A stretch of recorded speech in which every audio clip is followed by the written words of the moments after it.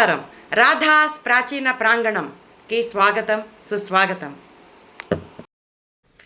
వీధి గుడి అనే కార్యక్రమంలో భాగంగా ఈరోజు నేను కార్ఖానా మెయిన్ రోడ్ నుంచి డౌన్కి వచ్చేస్తే 1.5 కిలోమీటర్ దూరంలో కాకాగూడ సాయిబాబా టెంపుల్ అని అంటారండి దీన్ని. ఆ టెంపుల్కి వచ్చేసాను. ఈ టెంపుల్ యొక్క ప్రత్యేకత ఏంటంటే, ఒక ఫ్లోర్ అంతా కూడా సాయిబాబా యొక్క లీలల్ని విగ్రహాల రూపంలో ప్రతిష్ఠించి ఒక మ్యూజియం లాగా తయారు చేశారండి. ఈ ఒక్క వీడియో కనుక మీరు చూసారంటే పూర్తి సాయిబాబా చరిత్ర చదివినట్లేనండి. చూడండి. ఓం సాయిరామ్. షిరిడీ సాయిబాబా అనగానే మన హృదయాలు భక్తితో నిండిపోతాయి. ఆయన జీవితం ఒక మంత్రదండం లాంటిది. మనస్సును మాయాజాలం నుంచి బయటపడేసి భక్తి మార్గంలో నడిపిస్తుంది.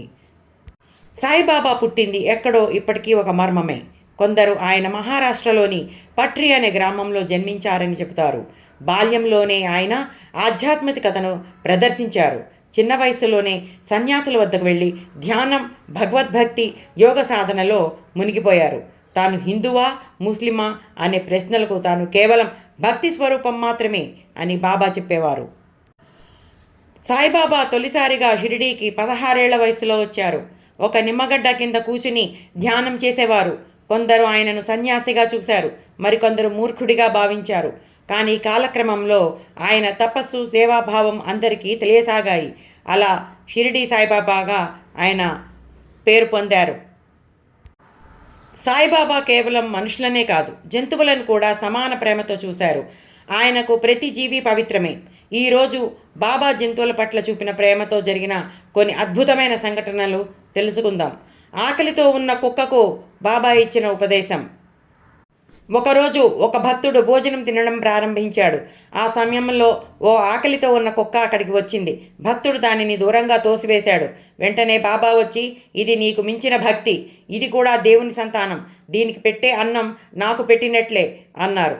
భక్తుడు తన పొరపాటు తెలుసుకొని కుక్కకు ఆహారం పెట్టాడు.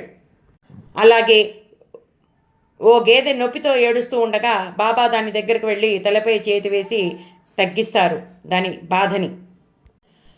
బాబా ఒక గుర్రాన్ని ఎంతో ప్రేమగా శ్యామ్కర్ణ అని పిలుచుకునేవారు. అది అనారోగ్యంతో బాగా బాధపడింది. అందరూ బెదిరిపోయారు. కానీ బాబా దాన్ని చూసి, భయపడకు నా బాలక అన్నారు. కొద్దిసేపటికి గుర్రం ఆనందంగా పరుగులు తీసింది. పామును చంపొద్దని బాబా చెప్పిన లీల. ఒకరోజు ఒక భక్తుడు పామును చూసి భయపడి దాన్ని చంపబోయాడు. కానీ బాబా వెంటనే ఆపి, దీనికి ప్రాణం ఉంది, దీనికి కూడా ఈ భూమిపై హక్కు ఉంది అన్నారు. భక్తుడు ఆశ్చర్యపోయాడు. కొద్దిసేపటికి ఆ పాము ఆ ప్రాంతాన్ని వదిలి వెళ్ళిపోయింది. గాడిదకు సాయిబాబా పూజ చేసిన అద్భుతం. ఒకరోజు ఒక ముసలి గాడిద షిరిడీలోకి వచ్చింది. దాన్ని అందరూ అవహేళన చేశారు. కానీ బాబా దాన్ని ప్రేమగా చూసి దాని కాళ్లకు నమస్కరించారు. భక్తులు ఆశ్చర్యపోయారు. ఇది నా పాత జన్మలోని మిత్రుడు అన్నారు బాబా. చాందు పాటీలు తన విలువైన గుర్రాన్ని కోల్పోయాడు. ఎంత వెతికినా దొరకలేదు.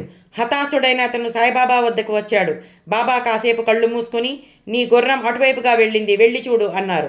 రైతు అక్కడికి వెళ్ళి చూస్తే గుర్రం నిర్భయంగా నిలబడి ఉంది. ఇది చూసి రైతు ఆశ్చర్యపోయాడు. సాయిబాబా భక్తుల సమస్యలను అర్థం చేసుకుని వారికి మార్గదర్శనం చేస్తారు. ఓ వ్యక్తి కుష్ఠరోగంతో బాధపడుతూ బాబా దగ్గరికి వస్తాడు. అతని శరీరం పూర్తిగా పాడైపోయి నొప్పితో తల్లడిల్లిపోతున్నాడు. కానీ బాబా అతనిని ప్రేమగా చూశారు. ఆ భక్తుని శరీరంపై తన పవిత్రమైన చేతులు వేశారు. కొద్ది రోజుల్లోనే అతను పూర్తిగా కోలుకునే ఆరోగ్యవంతుడయ్యాడు. ఇది బాబా కృపకు నిదర్శనం. నీటితో దీపాలు వెలిగించిన సాయిబాబా. ఒకరోజు ద్వారకామాయిలో దీపాలు వెలిగించడానికి సాయిబాబా నూనె తీసుకోవాలనుకున్నారు. కానీ నూనె వ్యాపారులు ఇవ్వటానికి నిరాకరించారు. అందుకు బాబా ఏమాత్రం భయపడలేదు. ఆయన సాదాసీదాగా నీటిని తీసుకుని దీపాల్లో పోశారు. అద్భుతం! ఆ దీపాలు వెలిగాయి. ఇది చూసి గ్రామస్తులు బాబా దివ్యశక్తిని అర్థం చేసుకున్నారు. ఈ లీల మనకు విశ్వాసం కలిగి ఉండాలని నేర్పిస్తుంది. భాయిజాబాయి బాబా మీద అమోఘ భక్తి ఉంది ఈమెకి. ఈమె ఎప్పుడూ బాబా ఎక్కడ ఉన్నా సరే అక్కడికి వెళ్ళి ప్రేమతో భోజనం అందిస్తూ ఉండేది.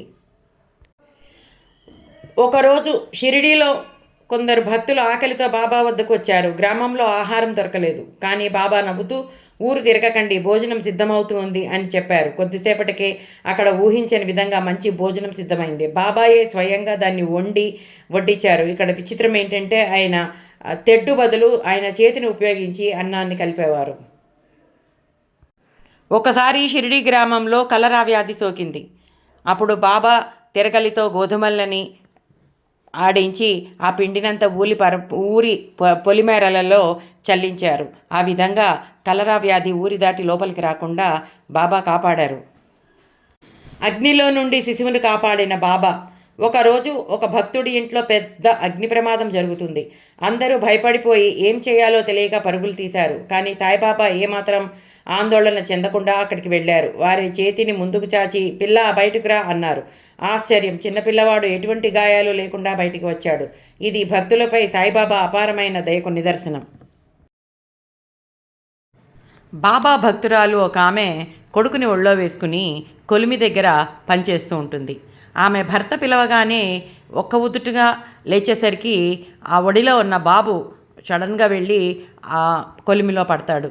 వెంటనే బాబా బాబా అని ఆర్తనాదాలు చేసుకుంటూ ఆమె స్పృహ తప్పి పడిపోతుంది. ఇంతలో ఎక్కడో ఉన్న బాబాకి ఈ విషయం తెలిసి తన భక్తురాలు ఆపదలో ఉందని వెంటనే ఇలా చూసి, లే లే బయటికి రా అని ఆయన అంటారు. అలా అనగానే ఇక్కడ ఈ పాప నిప్పుల కొలిమిలోంచి ఆరోగ్యంగా లేచి వచ్చి తల్లి ఒడిలోకి చేరుతుంది.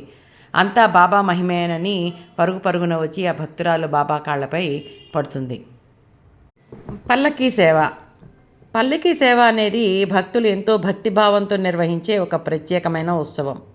ఇది ప్రధానంగా గురువారం లేదా ప్రత్యేక పండగల సందర్భాల్లో ఆలయాల్లో నిర్వహిస్తారు. పల్లకి ఎలా అలంకరించేవారంటే సాయిబాబా విగ్రహాన్ని లేదా చిత్రాన్ని అందంగా అలంకరించిన పల్లకీలో ఉంచుతారు. ఆ పల్లకీని పుష్పాలతోటి, దీపాలతోటి, వస్త్రాలతోటి అందంగా ముస్తాబు చేస్తారు. యాత్ర, ఊరేగింపు చేస్తారు. సాయినాథ్ మహారాజ్కి జై అంటూ నినాదాలు చేస్తూ పల్లకీని ఆలయ ప్రాంగణంలో ఊరేగిస్తారు. కొన్ని చోట్ల బాబా జీవితానికి సంబంధించిన పాటలు, భజనలు, హారతులు నిర్వహిస్తూ సేవ చేస్తారు. షిరిడీలో ప్రతి గురువారం రాత్రి కూడా ద్వారకామాయిలో బాబా చిత్రపటాన్ని లేదా విగ్రహాన్ని పల్లకిలో ఊరేగిస్తారు. అంటే మహాద్వారం నుంచి చావడిని గుండా ప్రదక్షిణ చేసి తిరిగి ఆలయానికి ఆ పల్లకి చేరుకుంటుందన్నమాట. ఇది బాబా కాలం నుంచి కూడా పరంపరంగా కొనసాగుతుంది. ఉయ్యాల సేవ. సాయిబాబా ఉయ్యాల ఎలా ఉండేది? షిరిడీలో ద్వారకామాయిలో బాబా ఉన్న సమయంలో అక్కడ ఉయ్యాల ఉండేది. అయితే బాబా చాలా సరళతను పాటించేవారు కనుక ఉయ్యాలపై ఎక్కువగా ఊగేవారు కాదు. కానీ భక్తుల ప్రేమ ప్రతిఫలంగా కొన్నిసార్లు ఉయ్యాలపై విశ్రాంతి తీసుకున్నారని కొన్ని కథనాలు చెప్తున్నాయి. ఆ ఉయ్యాలని అందంగా పుష్పాలతోటి, వస్త్రాలతోటి, దీపాలతోటి అలంకరిస్తారు. కొన్ని చోట్ల వెండి లేదా బంగారు పూత పూసిన ఉయ్యాలలను ఉపయోగిస్తారు. ఉయ్యాలపై బాబా విగ్రహాన్ని లేదా చిత్రాన్ని ఉంచి ఊయల ఊపుతూ భక్తులు పాటలు పాడతారు. హారతి ఇచ్చి ప్రసాదాలు పంపిణీ చేస్తారు. షిరిడి లేదా ఇతర ఆలయాల్లో జరిగే ఉయ్యాల సేవను ఎంతో ఆనందంతో తిలకిస్తారు భక్తులు. సాయిబాబా తన భక్తులకి అప్పుడప్పుడు నాణ్యాలు ఇచ్చేవారు. అవి ఎందుకు ఇచ్చేవారు అంటే కర్మఫలంగా, గురుదక్షిణగా. అంటే బాబా కొందరికి నాణ్యాలు ఇచ్చి అది వారి పూర్వజన్మ పుణ్యఫలమని చెప్పేవారు. అలాగే కొంతమంది దగ్గర నాణ్యాలు కూడా తీసుకునేవారు. ఆర్థిక స్థిరతగా ఉండాలని, కొంతమందికి ఆశీర్వాదంగా కూడా ఆ నాణ్యాలను ఇచ్చేవారు. అవి ఇచ్చి ధర్మము, భక్తిగా ఉండాలి అని చెప్పి ఆయన చెప్పేవారు అన్నమాట.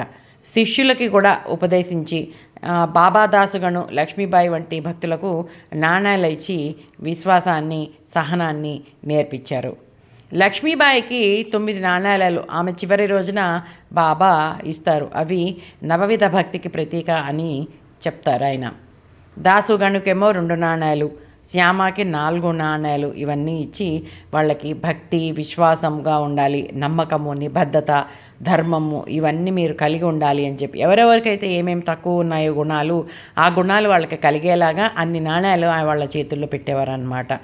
ఈ బాబా ఇచ్చిన నాణ్యాలని భక్తులు చాలా పవిత్రంగా భావిస్తారు. కొందరు ఇప్పటికి కూడా బాబా ఆశీర్వాదంగా నాణ్యాలని భద్రపరుచుకుని ఉంటారు. లెండి తోట అంటే బాబాకి చాలా ఇష్టమండి. అంటే అది ఒక బీడుబారిపోయిన భూమి. దాంట్లో ఇంకా పంటలు పండవు, ఏమీ కావు. బీడు భూమి అని వదిలేసిన ఆ ప్రదేశాన్ని బాబా ఉండి అక్కడ మొక్కలు నాటి ఆయన స్పర్శ తగలగానే ఆ ప్రదేశం అంతా కూడా సస్యశ్యామలమైపోయి ఆ చెట్లు అన్నీ కూడా ఫలవంతంగా, పుష్పవంతంగా తయారవుతాయన్నమాట. బాబాకి చాలా ఇష్టమైన ప్రదేశం. ఎక్కడి నుంచో వెళ్ళి ఆయన కడవలతో నీళ్లు తీసుకొచ్చి ఈ మొక్కలన్నిటికీ కూడా ఆయన నీళ్లు పోస్తూ ఉండేవారన్నమాట.